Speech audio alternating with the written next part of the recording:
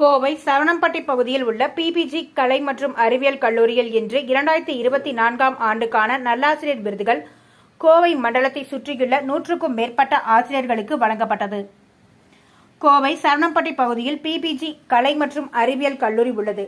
இக்கல்லூரியில் இன்று சிறந்த ஆசிரியர்கள் 2024 எனும் விருது வழங்கும் விழா நடைபெற்றது.